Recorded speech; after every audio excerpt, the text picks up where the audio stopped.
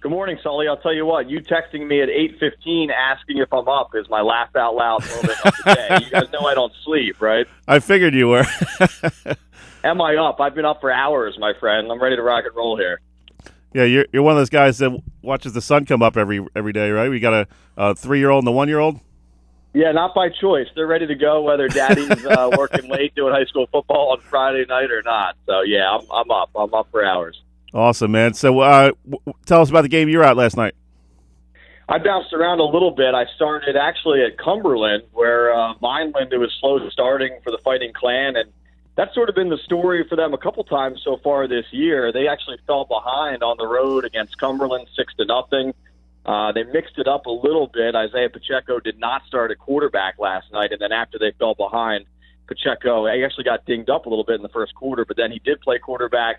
And from there, Vineland really poured it on. Naheem Anderson, 5 touchdowns, and really no problem in the end, a 60-6 win for the Fighting Clan. But again, a little bit of a slow start.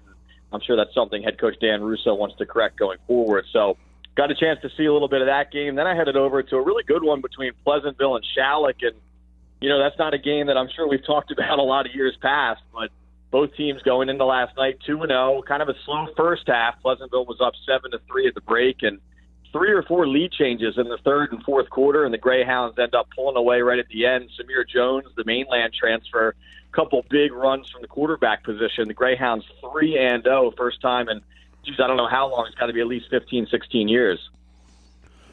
Yeah, going back to that Vineland game real quick, Mike, the Anderson kid, we haven't talked a whole lot about him, but I remember seeing him last year against St. Augustine Prep, and this kid is a man. I mean, he is talking to Coach Mark Reardon after the game last year, and he said, I'm glad I don't have to see number 8 again for a while. This kid is a tough linebacker and running back, and one of those kids that could really carry a high school team.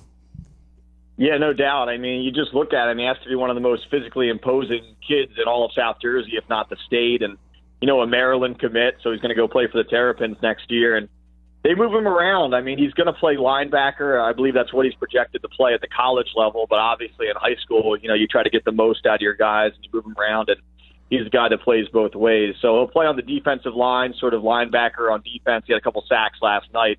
That's no surprise. And then on offense, last year, really, I mean, he shined at the tight end position. He had a number of touchdown catches and obviously a huge asset blocking for the running backs there. But you know, with Pacheco moving around a little bit at the start of this season, they line him up at running back, and not a traditional style-looking running back, almost like a Ron Dane back there, but he's broken off a number of big touchdown runs.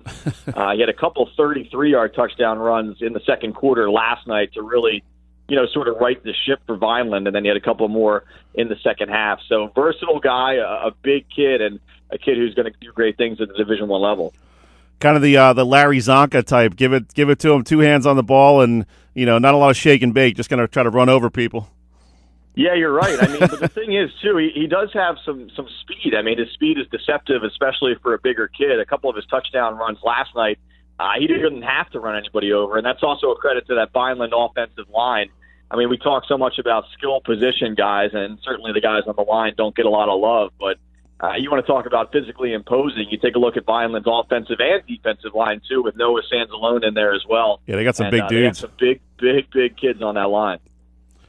Talking with Mike Frankel of SNJ today. And, Mike, the Pleasantville game, obviously one of the top games this weekend. And talk about that group a little bit. You know, Chris Sacco has them at 3-0.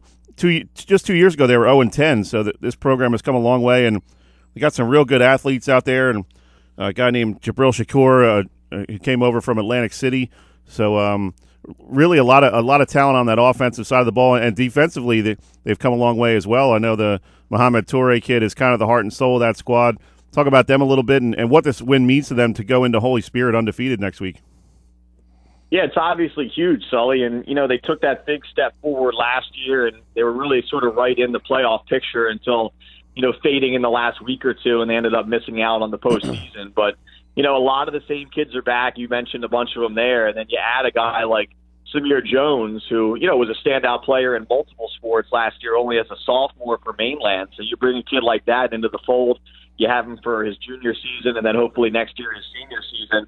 So you're talking about, you know, adding another big-time difference maker on offense there, especially at the quarterback position where they like to run, keepers and quarterback options and things like that there. So, yeah, I mean, he has a ton of talent there. Sacco does, and it's no secret when he took the job, it was going to be a challenge, but he didn't shy away from it. I mean, he's a guy who had his playing pedigree at Hamilton, got to coach a little bit at St. Joe's in Hamilton, so he knows about winning traditions. Pleasantville certainly didn't have that, not recently, but rebuilding certainly takes time. The new schedule with the West Jersey Football League helps, but 3-0, and now you don't want to say they're in the driver's seat because it's early, but certainly in a great spot to try and qualify for the playoffs this year. Are they going to win a South Jersey Group 2 title? I mean, I think that might be a little unrealistic at this point, but certainly people in Pleasantville are excited, and I think just getting to the playoffs, maybe even a win in the postseason, that would be a huge victory for the Greyhounds this year. And, Mike, you know me, I've been on the Pleasantville bandwagon for a couple of years here, not only in football but in other sports. The volleyball team won their first Cape Atlantic League championship last year, and just talk about that school a little bit. And it seems to me like there's kind of almost like a mini athletic revival going on there when you have the boys soccer team 2 years ago won a Cal championship, and we're going to have Scott Roulan here in just a couple of minutes. Girls soccer ended a 61-game losing streak. They come back this week, get their first shutout in program history, I believe, at 2-0. So now they have 2 wins after going 61 games without. So there seems to be a lot of energy around that school, and other teams feeding off the other team's success. The football team came in, changed that culture. That sort of filtered into the girls soccer. Girls soccer wants to be just like the boys soccer and be competitive, and girls volleyball. Talking to Coach Roulan, he said, "Hey, these girls soccer players, they go to school every day with these volleyball players, and they want to taste some of that winning culture as well." Yeah, you want to talk about a labor of love, and I actually went to high school with Scott. He's a did you? Guy, and just hats off to him. I mean, for sticking with that, and that's tough. And it's when you're in there and you're working hard and you're practicing every day, and you're not seeing the results on the field, but high school sports are about more than that. And then when you do get that first win, I mean, you certainly don't take that for granted. Certainly a program like that's been through such tough times, but other sports too. And you mentioned them. I mean, look, you go back to, I can remember when I was in high school and I went to Ocean City, and I can remember good battles on the football field between Ocean City and Pleasantville, and certainly the boys basketball team back in the late 90s, early 2000s was really one of the best in South Jersey at Pleasantville. And the program, the athletic programs as a whole, the school sort of fell on some hard times there, but it's great to see it building back up because, as you hinted at, really passionate fans there in Pleasantville. They really know their sports, certainly the major ones, hoops and football, and some of the other ones as well, as we're seeing the volleyball teams and the soccer teams. And it's half of the battle there is trying to keep the athletes at the school. I know a lot of times, there are some great athletes in Pleasantville. Now, whether they go to high school there, that's a different story, but success breeds success. So some of these teams, starting to get it done on the field. Some of these kids coming up 6th, 7th, 8th grade start to think, hey, maybe I don't need to go to this other school. I have a great school right here in my hometown, and I want to continue that athletic tradition that the Greyhounds have really started to build there. That's a great point, too, because not only do you have the parochial schools, but you also have a couple of choice schools as well, places like Mainland and Ocean City where a kid from maybe an Absecon can go down there. So that's a great point that, now there is sort of a feeling like, hey, let me go to Pleasantville and I can be on a competitive team.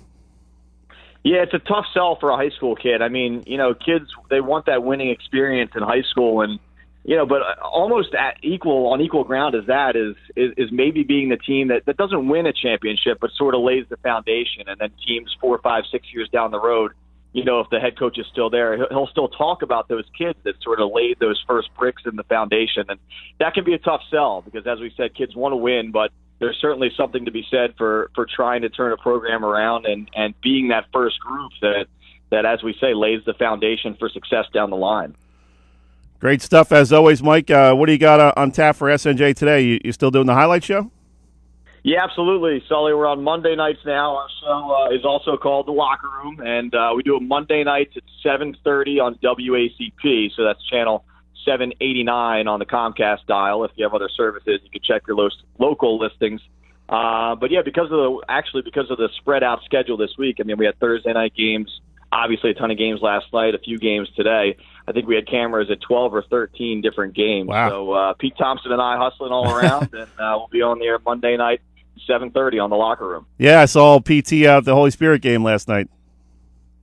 Yeah, PT, I usually try to get him a couple games, but, man, that was just such a huge game. I'm glad we just had him stake out the Spartans and the Crusaders the entire time because, as I'm sure you've talked about, that one going down to the wire and then some. So, yeah, looking forward to seeing the exciting highlights from that as well. Great stuff, Mike. We appreciate you checking in. Thanks, buddy. Have a great weekend. All right, guys. Take care. That was Mike Frankel of SNJ today.